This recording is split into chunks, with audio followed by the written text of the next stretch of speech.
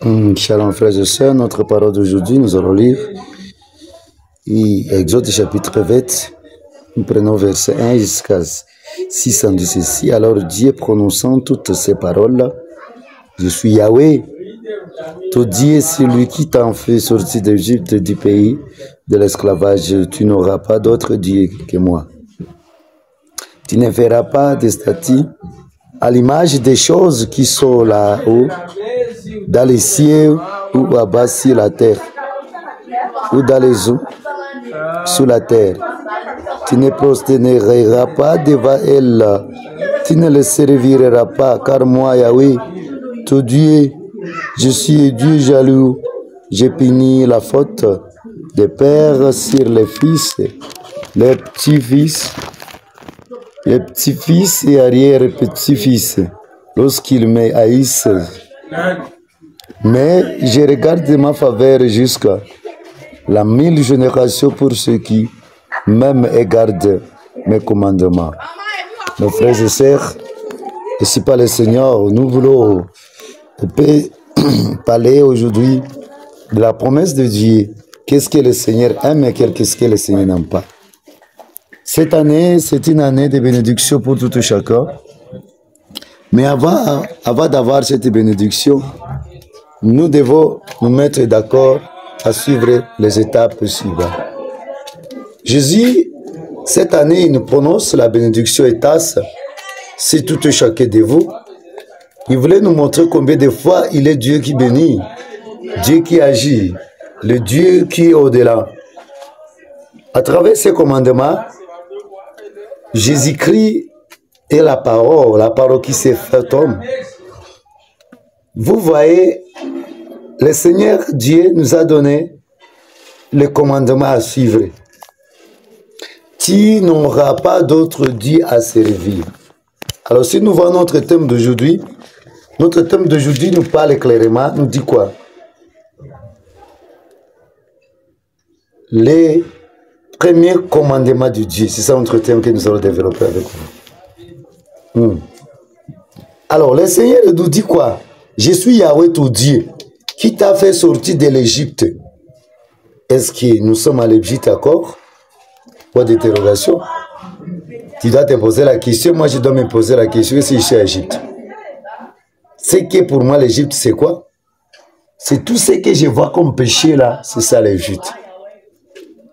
Ce qui me tracasse, ce qui me met mal à l'aise, ce qui me met dans la distraction, ce qui fait que je ne prie pas. C'est de là que le Seigneur t'a fait sortir. C'est de l'Égypte. L'Égypte, c'est quoi? Ça peut être une malédiction. Ça peut être le lieu démoniaque. Dieu t'a fait sortir de cette affaire-là. Aujourd'hui, tu ne reviendras plus dans cette affaire-là. Tout ce que tu as vécu là, dedans le Seigneur t'a fait sortir, moi et toi. Mais Dieu donne un principe à suivre. Il dit, tu n'auras pas d'autre Dieu que moi. Quant à moi et toi, nous devons nous poser la question, est-ce que nous n'avons pas d'autre Dieu que nous le servons? Est-ce que tu n'as pas d'autres personnes hors de Jésus-Christ qui est en train de les servir? Parce que Jésus-Christ s'est fait homme. Il est la parole. C'est parce que je prêche c'est Jésus-Christ que je le prêche pour toi. Qui est en train de me suivre partout là où vous vous retrouvez aujourd'hui. Cette année, nous voulons palper la bénédiction de Dieu. Toute personne qui doit obéir cette année verra des miracles et des miracles. Mais la personne qui n'obéira pas doit subir des conséquences graves dans leur vie. Tu ne feras pas statue à l'image des choses qui sont là-haut, dans les cieux, ou bas sur la terre, ou dans les eaux sous la terre.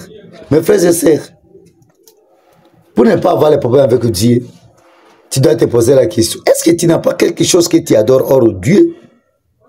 On a parlé des statues. On a parlé des images que tu tailles à cause. Tu mets ça à la part de Dieu. Non! Nous ne devons plus chercher une image quelconque que nous allons mettre à la part de Dieu. Ça n'existe pas. Toi qui t'as de faire pareille chose, quittez de cette affaire. Quittez de cette idolâtrie. Là, automatiquement, tu deviens idolâtre. Parce qu'il y a les vrais et il y a les adorateurs. Il y a les idolâtres. automatiquement, lorsque tu as quelque chose que tu mets à la place de Dieu, ça peut être ta femme, ça peut être la maison, ça peut être ton mari, ça peut être ton travail que tu mets à la place de Dieu, ça peut être les statues là que tu adores, tu mets à la place de Dieu. Ça peut être quelque chose que tu portes sur ton cou, sur ta main, ça devient ton idole. L'autre qui était fait ça, c'est dit tu seras maudit jusqu'à 400 000. C'est-à-dire 400 ans, tu seras maudit dès que vous faites pareille chose. Tu mets à la place de Dieu une chose, tu seras maudit. Alors, qui a besoin de la malédiction? La malédiction, il y a des temps, nous héritons aussi la malédiction. À travers les caractères de nos parents. Et qui ont adoré les faux dieux, sont participés par-ci par-là à des occultismes et magie. Ça peut nous amener aussi la malédiction. Parce qu'ils n'ont pas obéi à Dieu. Ils ont pris quelque chose, ils ont mis à la place de Dieu. Des ruses, des gris-gris. Ils ont demeuré dans le mal. Cela nous amène aussi la malédiction, c'est la quatrième génération. Tu peux être la foi de deuxième génération, tu peux être la foi de troisième génération. Et tu subis cette malédiction-là jusqu'à aujourd'hui de ta vie. Ta vie ne change pas. Tu fais tout le temps, ça ne change pas. Tu fais l'autre, ça ne change pas. Il faut te poser la question. Qu'est-ce que tes parents font? Mais toi et moi, est-ce que nous n'adorons pas quelque chose? Qu'est-ce que tu adores? Parce que le Seigneur dit, je suis un Dieu jaloux. C'est lorsqu'il t'a sauvé à travers son Fils Jésus-Christ, il ne veut plus que tu demeures dans ces péchés-là. Combien de fois nous demeurons dans le mal? Combien de fois nous aimons les péchés? Ça nous amène à la malédiction aussi. Mes frères et sœurs, pose-toi la question. L'état est sonné. Pour que nous puissions parler la bénédiction de Dieu. Si nous puissions vivre une vie heureuse, une vie de joie et de bénédiction. La condition, adorer le seul Dieu. Le Seigneur a dit, la personne qui doit m'adorer, les gens qui doivent obéir ma parole, qui doivent mettre ma parole en pratique, je les bénirai jusqu'à 1000e génération. 1000e génération. Servons le Seigneur, adorons le Seigneur, adorons le Père en esprit et en vérité. Il sera pour nous une grande bénédiction. Il sera pour nous la protection. C'est pour nous une vie meilleure, une vie de joie, une vie de prospérité. Alors c'est ça que tu devais retenir dans cette parole d'aujourd'hui. Mais je garde ma faveur jusqu'à la 1000e génération pour ceux qui m'aiment et gardent mes commandements. Est-ce que tu aimes Dieu? Aimer Dieu, c'est marcher selon sa parole. Aimer Dieu, c'est de lire la parole, de prier, de rester dans la crainte de l'Éternel, de faire sa volonté. Ça, c'est aimer Dieu. Aimer les prochains aussi. Et tu gardes les commandements de Dieu. Il y avait trop de commandements, c'est vrai. Mais Jésus a remis seulement deux. Aimer ton Dieu de tout ton cœur, de toute ton âme. Aimer ton prochain comme toi tu m'aimes. Les commandements, nous devons verser les commandements de Dieu. Est-ce que toi tu gardes les commandements de Dieu? Pour être béni cette année, mes frères et sœurs, nous devons garder les commandements de Dieu. Nous devons marcher selon ces commandements. Nous devons suivre la loi, de suivre la voie de Dieu. Pour que nous puissions avoir la bénédiction que nous cherchons à tout le temps. Parce que nous avons la bénédiction spirituelle, la bénédiction matérielle. C'est ce que nous cherchons nous tous. Pour palper cela, ça demande de se mettre à suivre ce que le Seigneur dit. Il y a les interdits, il y a les principes clairs ici, les interdits, de ne pas adorer d'autres statues, de ne pas tailler des choses compliquées, de ne pas être idolâtre. Cela vous serez maudit jusqu'à 400 ans. Alors si vous gardez maintenant ces commandements, vous l'aimez, vous serez bénis jusqu'à 1000e génération. Choisissez des choses, mes frères et sœurs, choisissez la bénédiction. Nous devons mettre cela à pratiquer. Je pense que partout vous me suivez. Pour être béni, chacun doit suivre ce que le Seigneur veut. Ce que le Seigneur a refusé, ne le faites pas. Toi qui es sous de malédiction, j'aimerais que tu te confesses. Laisse ça. Si tu as des choses là que tu l'adores, l'État est revenu. L'État est là. Pour remettre tout cela, nous puissions brûler ça.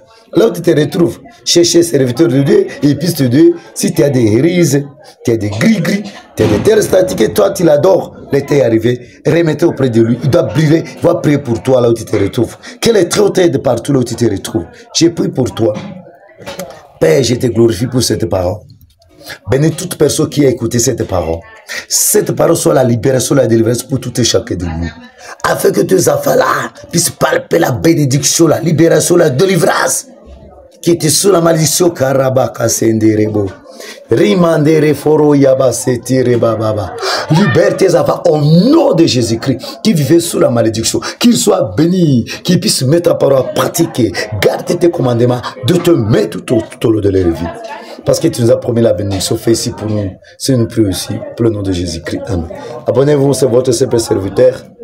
Mes frères et sœurs, si vous abonnez sur Christmas Berger, Berger Justin Bagonza, vous allez cliquer à YouTube. Enrichissez-vous. Que le Seigneur soit avec vous, va vous bénir davantage. Si vous avez des questions, pas de problème.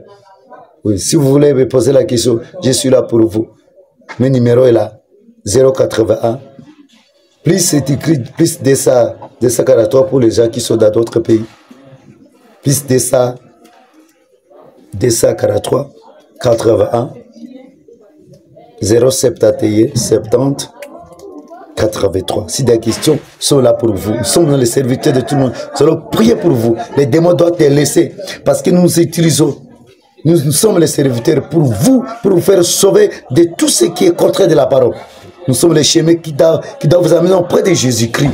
C'est pas ça. Quel est trop bénisse, c'est votre simple serviteur de tous les jours. Quel est très tout puissant, le Dieu tout puissant soit avec vous. Shalom.